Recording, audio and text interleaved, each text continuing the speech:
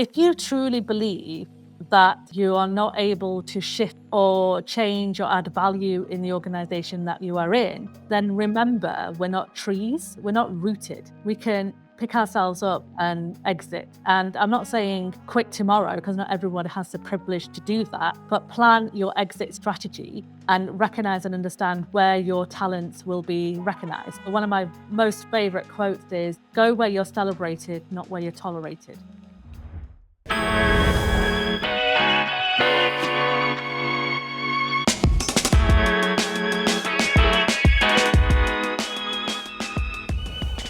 Hello and welcome to a brand new Aspire to Inspire podcast episode. My name is Brian Tomlinson and I am the head of content at Staffbase. Today's guest is someone who embodies what it means to be a changemaker.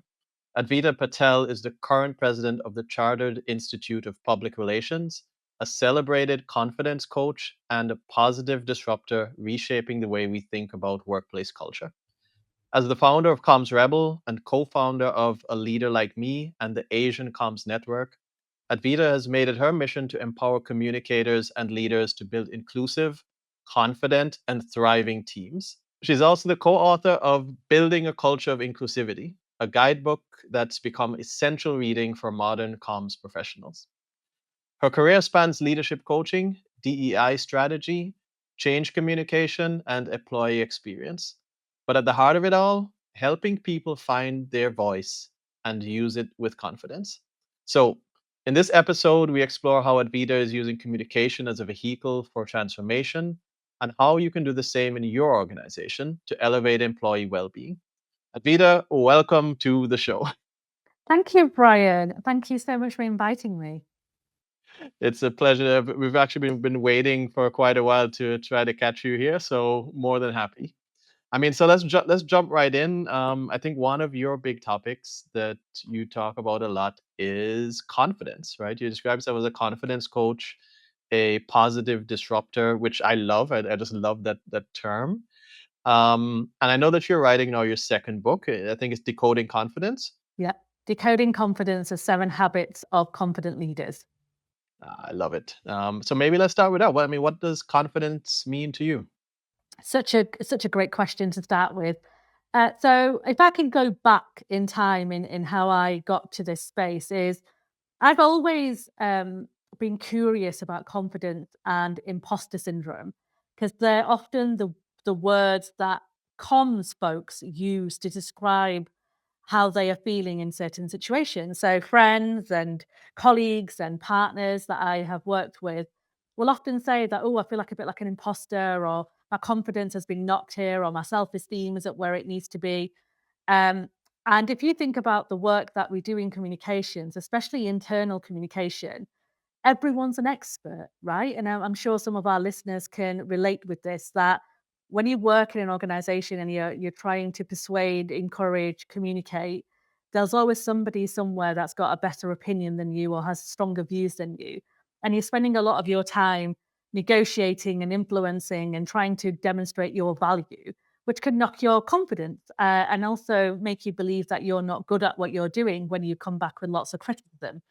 And I started to observe and witness behaviors and notice that those leaders who led with confidence, who believed in their value, tended to have better results because of that. And confidence isn't about who is the loudest in the room, or who shouts the loudest, or who wants to be the center of attention all of the time. In fact, in my research, those people are often the ones who are masking their insecurities because they're trying to distract from their worries or their kind of challenges that they are facing. Confidence is about having that quiet assurance that regardless of what happens to you, you'll be able to manage it well. And you'll be able to deal with adversity, and you still value yourself and you won't knock yourself down despite what's happening around you. And I talk about it so passionately because I experienced a huge confidence crash in 2018, where I didn't want to work in communications anymore because I'd spent I believe that I spent so much of my, 15 years prior to that building and listening to other people telling me what makes a great communicator and following their instructions, yet not succeeding as quickly as I would have wanted to in certain roles and positions. And after a specific incident where my confidence was knocked, I decided that I was going to quit comms and go and do something else. And it was on a journey to work. I was driving in my car and I was speaking to a good friend of mine and I was complaining to her about how unfair life was, basically, and how I was fed up with this profession and how I don't see people like me and there's no way someone like me can succeed. Um, so I was going to just go and do something else. Uh, and she said to me, and she basically said, "You're in control, of your destiny. You get to choose how you want to be seen and shown. What are you going to do about it? Like, how are you going to take control of what's going on around you without allowing other people to tell you what you should and shouldn't do or make you believe that you're not good enough?" And that was a bit of a light bulb moment for me. So I remember parking my car and sitting in my car for about half an hour just reflecting on everything that I'd said to her and my career today, and decided that I was going to invest some time and energy into finding out why confidence is such a barrier for so many of us and what can we do about it. And that's where my kind of confidence journey started. And I went in deep with confidence, imposter syndrome, self esteem, and started to do research in this space, which is why I became a confidence coach to help other professionals find their value and not have to seek validation and permission to do great things. I really love that because it reminds me. I mean, we've spoken about imposter syndrome on the podcast before, right? Because we know it's such a topic for leaders.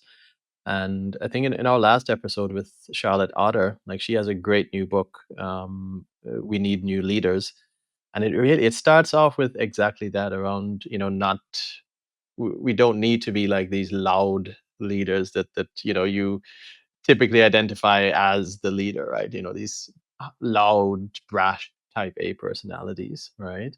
But in that case, what does confidence look like in practice today for leaders and communicators? Because I think the leadership sphere is changing a little bit, right? Compared to the way it was in the past. Where do you see leveraging that confidence being going forward? Yeah, great question again.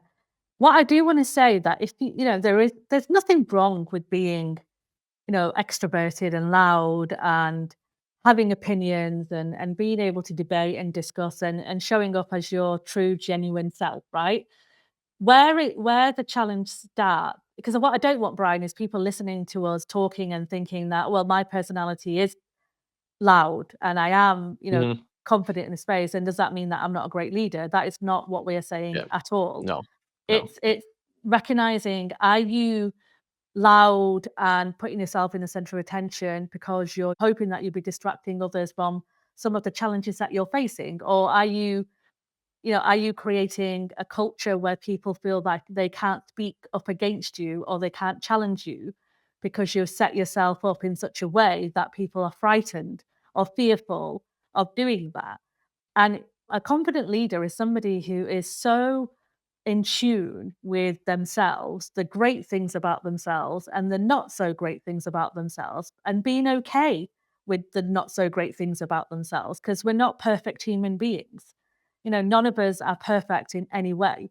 And we need to acknowledge and appreciate the great stuff about us, but also the stuff that we're not great at and where our genius doesn't lie, and being okay with that and recognizing that we may need to learn in some of those spaces, and in some of those spaces we don't need to learn because we've got other people in our space who will help us achieve the objective that we have, even though our genius may not lie in that space.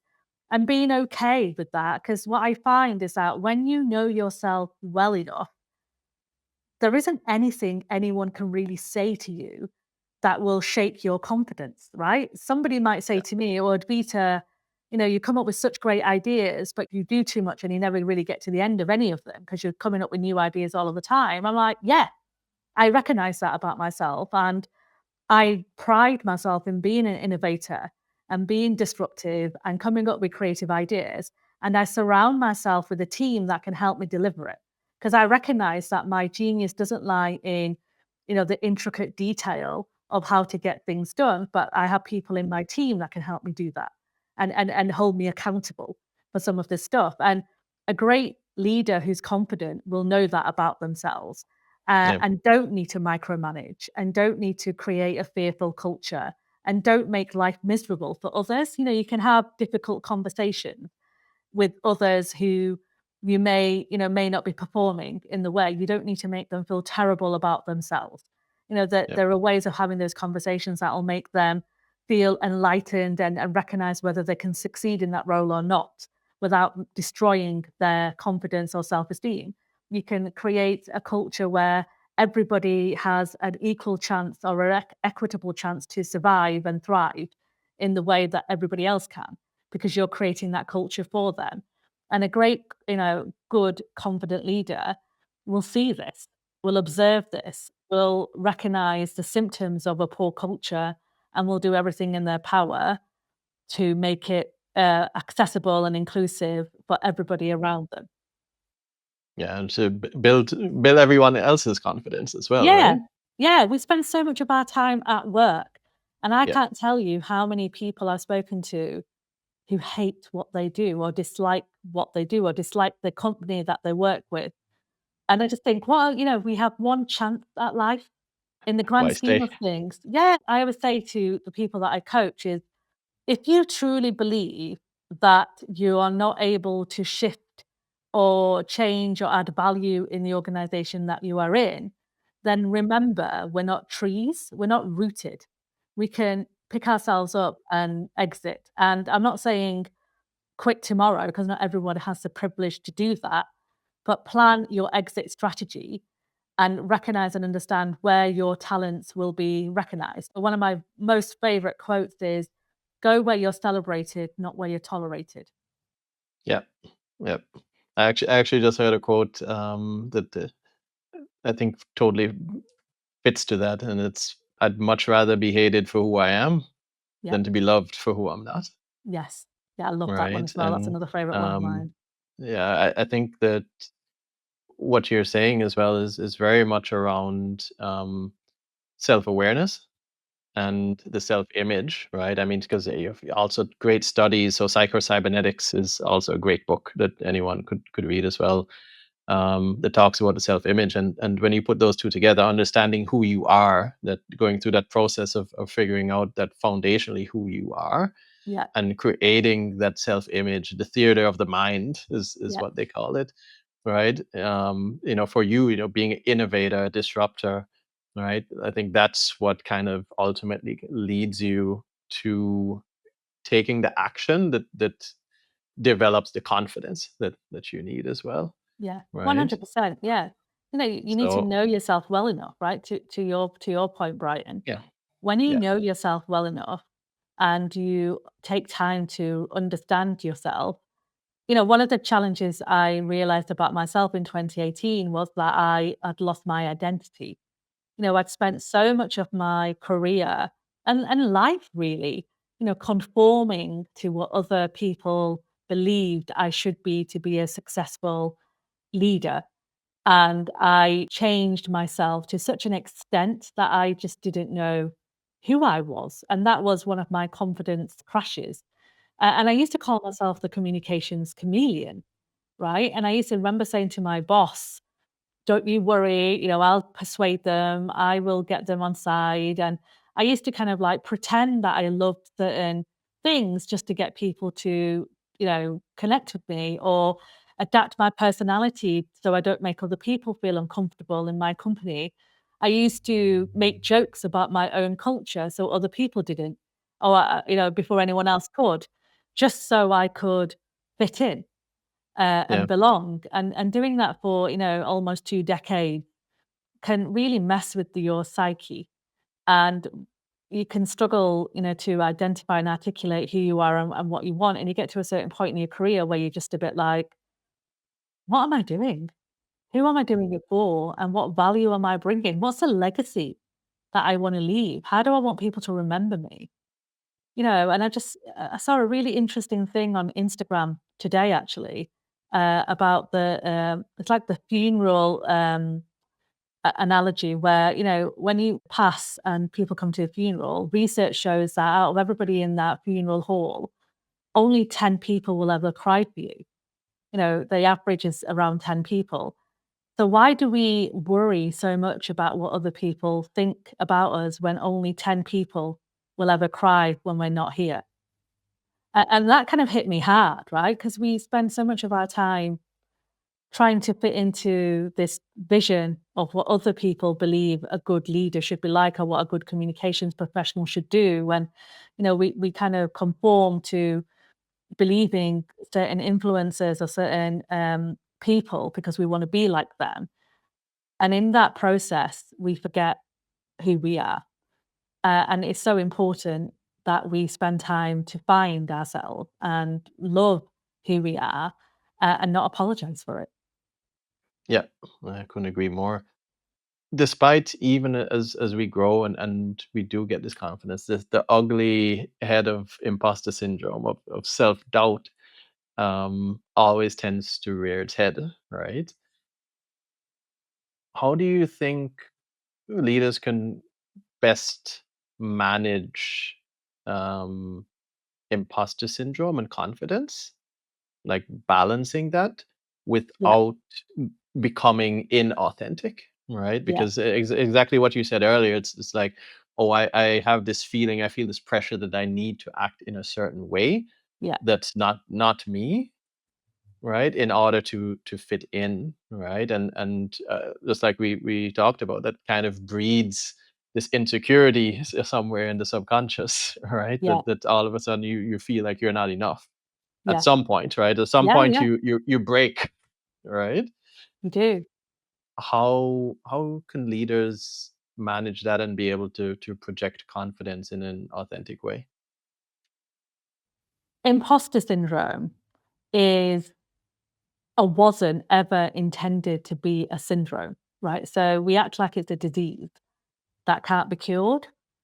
What we need to remember about imposter syndrome is that everybody suffers from it at some point, whether you're a man, woman, non-binary, it doesn't matter, right? Every single person, human being, generally suffers from it at some point in their careers, in their personal life. And that's normal to feel that you don't know enough or you should know more. It's normal at the start of anything new. So when you go into anything new, the feeling of that imposter in a critic, it will be at peak. And that's a normal experience. That's normal to experience that. What isn't normal is if that continues throughout that role or throughout that process or whatever's going on, if it's a Yep. continuous feeling. And what I have researched and recognized and read about imposter syndrome is that often if you feel that way continuously, it's because the environment that you're in isn't set up for you to succeed. So if you're feeling you're having to be somebody that you're not, or your integrity is in question, or you're not living against your values because your type of values or your type of personality doesn't fit in, that likelihood is because the environment is not for you and it's not set up for you. And the sooner you can recognize and realize that, the sooner you can make a decision that's best for your well being and best for your future. Because we put so much blame on ourselves for this fraudulent belief. We don't often look at what's going on around us, the external factors that are making us feel like we don't fit in, the external factors that make us feel like we're fraud or we have to pretend to be somebody that we're not. And if it's making you uncomfortable and it's making you feel that you're not growing and developing and thriving, then you have it's a sign, it's a red flag that that space isn't for you. Now, there's a difference between a growth mindset. So recognizing that you may not know something now, but I will learn to know it soon because I'm growing and I'm developing and I recognize that about myself. And that's the difference between continuous feeling like an imposter and this voice shouting at you every day for a long period of time compared to recognizing that you do feel a bit fraudish or you don't feel like you quite got it, but recognizing that you're learning every day. And soon you'll learn and you won't feel that way anymore. And that's the Yeah. difference between the two. And I think anyone that's listening who continuously has that imposter feeling, I would ask you to pause, reflect, look at the evidence that's taking you to where you are today, your receipts, as I call them. Look at the proof points that have made you the person that you are and remind yourself of the value that you're bringing every single day. Because we always look at the outcome rather than the journey we're going through. So we're always looking at the ending, like finishing a task, ticking off the to-do list, right? We Yeah. don't appreciate the journey we've taken to get to that point. And that's the difference in terms of how you should be feeling and what that looks like for you. Yeah, most important part is the journey, right? This is Yeah, that's what shapes us at the end of the day. 100% enjoying that Right. journey and recognizing, every week I will take 5 minutes to talk for myself to write down 3 lessons I've learned that week. What are the 3 things that I have learned that week about myself? Not about anything else, but about myself that I love, that I appreciate, and that I need to do better in. And I do that every week because it's a reminder to myself that I am an important person in my life. And as much as, as leaders, we care about our teams and we care about the programs and the projects that we support. If we don't care about ourselves and we don't put ourselves first, we are not going to be able to help anybody else. Yeah, I couldn't agree more. This is you are the most important person in your life, Yeah, right? you are the most important person in your life. You have to Yeah, be, which is why exactly. planes tell you to put the oxygen mask on first, right? There's a reason for that. Because if Yeah, you can't pour from an empty jug, you can't help anybody if your well-being and mental health is not where you need it to be. And so we have to love and appreciate ourselves first, because if we don't, then the likelihood of us giving to other people is not going to help, and we can't help other people. We can't leave that legacy that we want to leave. yeah, totally. I mean, we have all the topics, but there's one thing that I'm very curious about in your research with imposter syndrome, because I remember reading before that imposter syndrome tends to affect women Mhm. more so than men. And I'm curious if you have found the same thing, if it's higher in women or in underrepresented people, and how can we as leaders actually help foster confidence then for those people, Yeah. right? To be able to better support them to become the new leaders that we need of tomorrow. So I would say that imposter syndrome impacts everybody, as I said before. Yeah. It definitely does impact women more because we are living in a world that hasn't been set up for women to succeed. It hasn't, the inequalities and the inequities that women still face in the workplace are still very real. When you're trying to battle and navigate through systems that are not set up for you, then yes, you are 100% going to feel like you're an imposter because you're being asked to be somebody and do stuff that doesn't align with the way you work and live. From anything from the policies, from caring responsibilities to maternity or parental leave, to flexible working, right? The systems haven't been set up for women to succeed in the way that men can generally. And that's fact and that's proven and that's research out Yep. there that, the laws and the policies have been set up for um, the average white man. Let's be on this side of the world. I'm talking about Europe. In fact, actually, if you, without going into the historical things of everything, colonialism has played a big part in how certain countries work as well, True. and the laws and the policies have been influenced by colonialism behaviour, right? So whether you were, invaded by Britain or the US or Spain or France or whatever in African continent or Asia, generally the laws have been developed from that period. So we can say that, yes, on this side of the, this side of the world where we live, like the US and UK and mainland Europe, but the influence is across the world in how the systems have been set up for men to succeed more than women. Things are changing. I'm not saying they're not. They are changing, and there's lots of advocates and allies who are helping to shift and things have changed dramatically, I would say, in the last 40, 50 years, but it's not changed quick enough. So women are still going to face that imposter. Same with underrepresented folks, right? When you're working and living in a world that you're the minority, you will always have a sense of exclusion. And the way leaders can help is by listening and recognizing that your team are culturally different.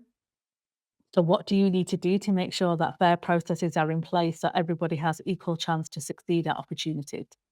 And we have to be mindful as leaders and be observant enough to know how much is our bias influencing the decisions that we're making. Because we all have a bias and we all lean towards people that we relate with. I will definitely lean towards more South Asian women because I see myself in them. But I know that about myself, so I'll be very aware, is my bias playing a part in the decision that I'm making about this individual?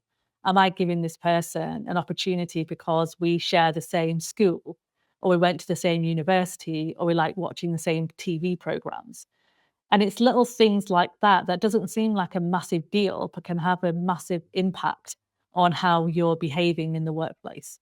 And we need to understand and observe our team to see who are the ones who are thriving, who are the ones who are, putting the hand up and contributing, who are the ones who are constantly kind of showing up for themselves, and why are the ones who are not? What's happening? Is it something that we're doing from a work context? Is it something that something's happening in their personal lives? Like, what do we need to do to make sure that they feel included in some of the work that we're doing? So asking that one powerful question, what can I do to help you thrive in this workplace? What do you need from me to help you do that? That's powerful. I mean, that's a good segue into inclusivity because what I'm hearing there is really, hey, we need a more inclusive workplace at the end of the day, right? Yeah, yeah, And I've heard you mention recently that equity, diversity, inclusion has been weaponized under the banner of meritocracy, right?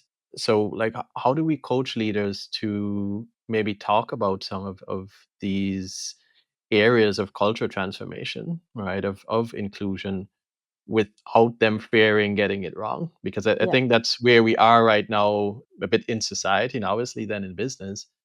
Of There's a topic that, like you said, is being weaponized in some places, right? And they don't know, like, okay, what can I say? What should I say? What yeah, not? yeah. But people don't know where they stand. What do you think? How can we help leaders work through that? You've got to lean into your curiosity. Most folks are forgiving if you get things wrong when they can see that you're making a genuine attempt to get things right. If you are making mistakes time and time again and you're not learning, that's where the frustration starts, and that's when somebody will call you out and will hold you accountable. But most folks are open for people stumbling and fumbling their way through a very complex world that we're in right now when it comes to diversity, equity, and inclusion. And complex in the sense that it's about people, right, Brian? And people are complicated creatures. We are. We Yeah. have very different ways of thinking. I think it's quite clear from what we've seen in recent times about the polarization facing communities. And, we're pitted against each other all of the time. There's so much misinformation and disinformation being spread.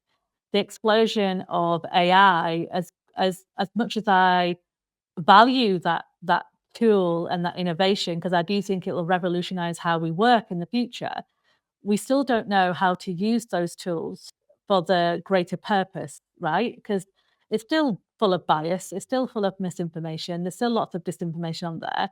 We're not very good at critiquing our own research, and we're not very good at asking curious questions. We make assumptions about individuals, we stereotype a lot, we listen to people who we probably shouldn't listen to. We should be looking at both sides of the story. I don't think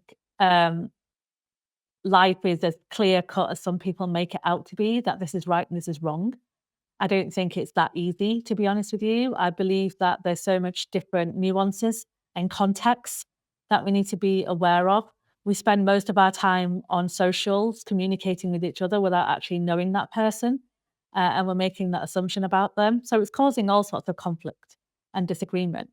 And I don't know any marginalized or underrepresented person who wants to be given an opportunity that they're not qualified for. So when we talk about meritocracy, yes, we agree. Meritocracy should be something that we should be thinking about, because you have to create a fair process for everybody to have the opportunity. And that's where we go wrong, because the process isn't fair. And that's what the challenge is, right? So when opportunities are given to individuals, we're not looking at the policies that are in place. We're not looking at things like flexible working. We're not even looking at where are we advertising for these opportunities. Somebody came into my DMs not so long ago talking about an opportunity in their workplace that they were going to apply for, and the job description was changed for it to fit into the person they wanted the job to get. There was a specific skill that only this one person had that they put into the job description in essential. Now, is that fair? Like, is that a fair thing to do?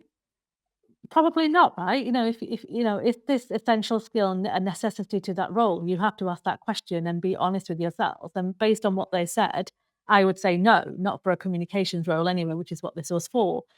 But I find it, we make these decisions because we think that we're making life a bit easier for ourselves, right? So, oh, I know I want to work with that person because I know them, and I know they'll hit the ground running, and they've been recommended to me. But is that recommendation based on someone else's bias, based on what they believe that you would want? And that's what I mean about meritocracy. Meritocracy, I would say most folks will agree with, but the process to get to meritocracy is what people have the problem with. And if the process isn't fair and transparent and accessible and inclusive, then there'll never be meritocracy in senior leadership team. Yeah. Yeah, it's something that we all need to manage and address, right? Yeah, and asking questions. Like, we just don't ask enough questions. We're not curious about each other anymore. We base our assumptions based on the things that we read about somebody on LinkedIn or on see their story on Instagram. It's a flashes. We get a flash of this person. We don't connect as much as we probably did connect before hybrid working came into the world, or remote working. We just don't take the time to get to know each other as much as we probably did even before COVID, right? Things were changing slowly before COVID anyway. But Yeah. I believe that the art of connection is lost, and it's continuously reducing as time goes on. How does internal communication help with that then? Like, so, I mean, typically IC tends to be overlooked as a strategic tool, right? How can they be able to reposition themselves as strategic drivers of impact and not just be seen as messengers? Like, so how can they be a part of that strategic shift to make access and inclusivity and a part of culture be a part of their repertoire, that what they're known for, of like, oh, because of what comms did, we see the impact over here because our people are more engaged. They're with us. They're part of the company, right? Yeah. How do you see that, the role of internal comms being? I mean, I think I've been talking about this topic since I started in comms, and it's all around data and measurement and insight. Our opinion is important. Our experience around that opinion is important, but we need to back it up with data, and we need to back it up with insight, and we need to back it up with knowledge. And I will always say that we are business leaders with communication expertise. And that's how I would position ourselves in the workplace. So we need to know, what is our business? What are we trying to do? What is the objectives of what we're trying to achieve? What are the things that our leaders want to convey? What's important to our employees? And how do we create that narrative that will help people understand the value that they are bringing to this workplace. And that's our role. Our role is to listen to what our employees and colleagues are saying, translate that into a business need for our leaders so they recognize and understand some of the challenges. And we create their stories around that to help people understand the value that they're bringing using effective channels to do that, right? I'm not saying basically because it's not basic. People always say that what we do isn't rocket science, but it isn't rocket science if you're in that space. But if you're not in that space, then like with anything, if you're a rocket scientist and a rocket scientist is going to go, it's not rocket science. Easy for me, or a math person doing equations, I got to find that easy compared to somebody who doesn't do that, right? So we need to be careful about how we talk about our industry and our profession as well. We need to be able to build the case around the insights that we are gathering through active listening, through pulse surveys, through engagement scores, through sentiment checkers, through having conversations, looking at how it all connects to the business outcomes. Because if we're not delivering against the business needs and the business objectives, then what are we there to do? Like, what is our role in that organization if we're not helping the organization deliver against its objectives? And we need to be able to gather that information to show to our leadership team whether or not we're delivering the correct support based on the impact that they want in the organization. And that's the role that internal comms can play. But we seem to kind of play around in this kind of tactical space. When attention isn't given to us, we believe that doing more is going to get us the attention. We believe that spending hours and hours, crafting and developing a good looking newsletter is going to give us that, the seat that everyone talks about, around that table. But business leaders care.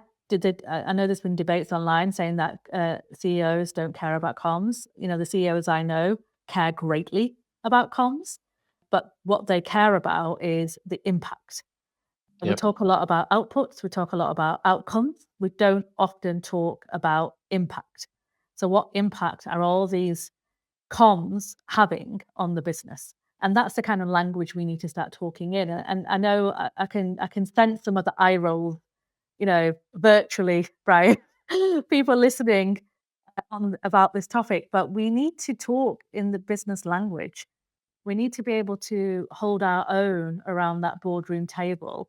We need to be able to create our own space and take, somebody said to me the other day, take our own folding chair around that table and elbow our way to that space. And the only way we can do that is when we believe in what we're doing, when we are confident in our abilities, and we can hold our own. And in order for us to hold our own, we need to understand the industry and the business that we're supporting. Yeah, absolutely. Do you think we are leveraging technology enough in No, that space? no, no. There's this, I don't know about you, there's two camps, right now in internal comms with tech. We've got one camp who is frightened of it, who believe it's going to take our jobs and it's nonsense. And if I see one more LinkedIn post talking about M dashes and Oxford commas and how it's a telltale sign for people using AI, I'm just going to lose. You just lose the plot. It's like we're talking about the wrong things here, people. Like, let's not get bogged down with how people are writing the comms. Is the content relevant? Is it adding value? Is it making a difference? Let's talk about that. Because there are people who write content without using AI, which are equally nonstical, right? So it doesn't matter what tool you're using. It's how you're using that tool to make a difference. So you've got one camp that frightened of the tools and the technology and think that it's going to take over their jobs and they won't have anything left to do. And then you've got one camp who is like running away with it and are using it for absolutely everything and anything. Maybe to the other extreme, without Yep. actually looking at the negative impact it may have if you're not doing the due diligence around some of that stuff. Like, some teams are now using it as crafting press releases, which is okay. But as long as that you've got a human editor and it's, the accuracy is there. And, but I know from my journalist friends that people are literally, and not comms professionals, but they got rid of the comms professionals, and other people are now using chat and other AI tools to craft content, and are just sending it on without doing any due diligence on it. And the inaccuracies and the misinformation on that is just ridiculous. Yeah. So we need to be mindful about how these tools, not only AI, but other tools, right? And other technology that's around us to help reduce the cognitive overload. That's what it's there to do, is to reduce the cognitive overload using tools like, the service that you folks provide, the tools that you provide in looking at the data, looking at the insights, it does the work for you. So you shouldn't have to. Using that kind of stuff to help you identify the impact and the measures and the outcomes. And then so you can tell that story in the boardroom is what those tools should be used for. Absolutely. I couldn't have said it better myself, actually. 'Cause that's what we're very much all about, is like, how can we help drive impact? Yeah, And that's really a big thing about what we do. But something that you mentioned there, that being the case, people are leveraging AI.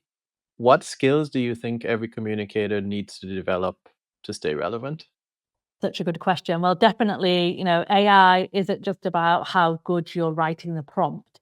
It's so much more than that. So you need to be able to learn about the tool in terms of how it, consumes data, how it produces data, and what it can do for you beyond just writing a good prompt.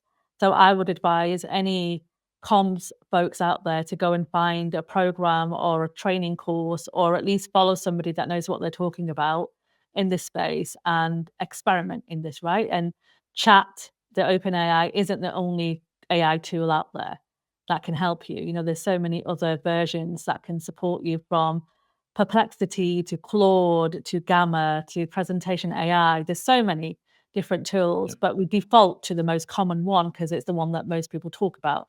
So yeah, be, curious enough to find out about what is this tool, and not only about how to write a good prompt, but also how I can use it to help me with other things. And it may not be chat, it may be other AI tools that are out there that can support you. So that's number one. That's a skill. I would say in the next 12 to 18 months, we'll start seeing that. And to be fair, we're seeing it on some job descriptions already. The I skill mean, I around expect that. AI. Yeah, When I'm hiring, like, I expect that somebody even uses AI within that process, yeah. because it's necessary. Yeah, it's like hiring somebody that doesn't know how to use a calculator, right? So we're going to get to that stage where it just becomes the norm, not the exception. And we need to be ahead of the game with this, because organizations are also moving at pace with this work now, compared to 2 years ago when it first started to peak. Or bring, become more mainstream, I should say. The technology is moving at such pace that organizations are trying to catch up. So we should be, not Yeah, moving away from it, but moving towards it. And we should be knowledgeable at least about what's available, so we can advise and guide our leaders in the right space, especially tools that can help communication be better in the workplace. The other skill I would say with AI, we need to now become more advisors, I would say, and strategic advisors. And I know the word strategy and strategic is thrown around like, anything these days. And people are like, what does it even mean? What does it mean?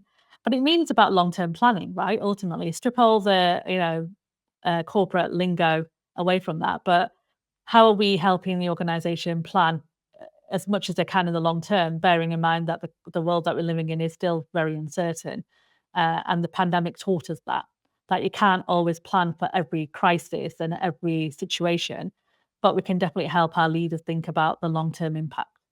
How are we supporting our teams to retain, attract talent in the workplace? How are we helping our colleagues build pride around the work that we're doing? How do we build that loyalty that's been lost, that discretionary effort that helps organizations thrive?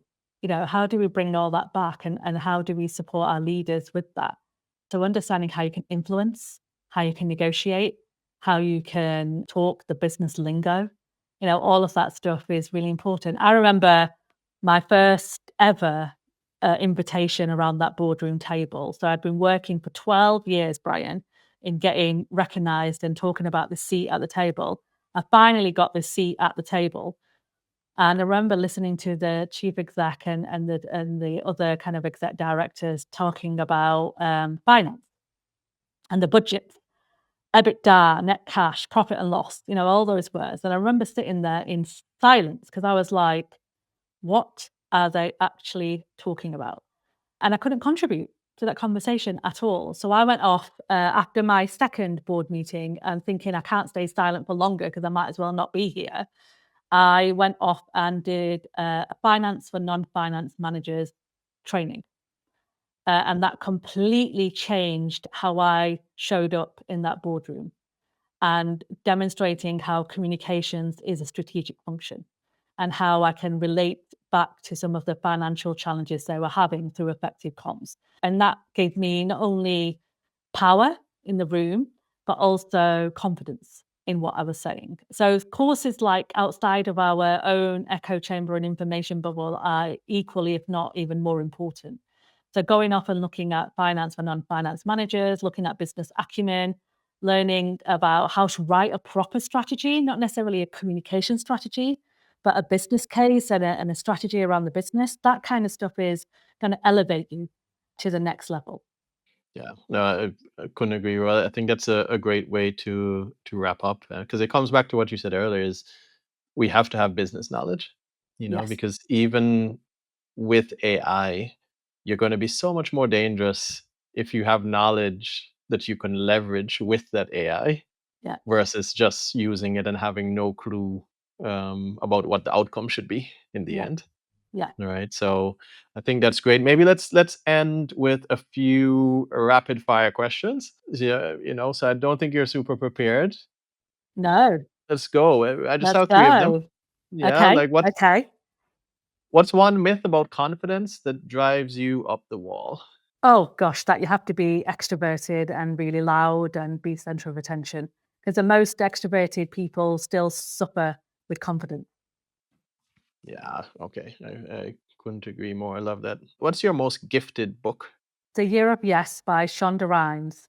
It's a book that I gift to so many people because it changed my life. Yeah, That and Dare to Lead by Brené Brown. They're the two books that I gift to my coachees and to people who are going through a bit of a challenging time. amazing. And what's the best advice you've ever received and the advice you give the most? The best advice I share with myself and with others is you can't be everybody's cup of tea, otherwise, you'll be a mug. And that's a reminder to me as a recovering people pleaser, Brian, that Mhm. there will be people out there who don't like what you're doing, who don't enjoy you standing up for yourself, who may find some of the stuff you're doing isn't aligned with them. That's okay. Everybody's allowed to have an opinion and everyone's allowed to have a view, but you don't always have to take it on board. So you can't be everyone's cup of tea. Otherwise, you will be a mug. So keep your head up, keep your chin up, and keep looking forward. Ah, love it. So, Advita, thank you so much for taking the time to chat with us today. Thank To you. everyone watching and listening, I guess first let us know where can everyone find you. Oh gosh, I am everywhere. I am on Instagram, I am on LinkedIn. I post every day on LinkedIn. It's my commitment to myself to show up for myself. So you can find me on LinkedIn, you can find me on Instagram, and you can also find me on TikTok as well. So I'm on all Ooh, three platforms. Yeah. I am on X still, but I don't post on there very frequently. So those are the three main platforms. So Instagram, TikTok, and LinkedIn. great. All right. So I hope everyone go out, have a look for Advita, tell her hello. I'm pretty sure that she'll reply. And we're looking forward to the next book. I know I am. Thank you so much, Brian. I really enjoyed this conversation. So thanks for listening. Thanks for watching. Again, Brian Tomlinson here, and this has been the Aspire to Inspire podcast. We'll see you on the next one. Hey, If you're getting value from today's conversation, make sure you subscribe right now so you don't miss any future episodes of the Aspire to Inspire podcast.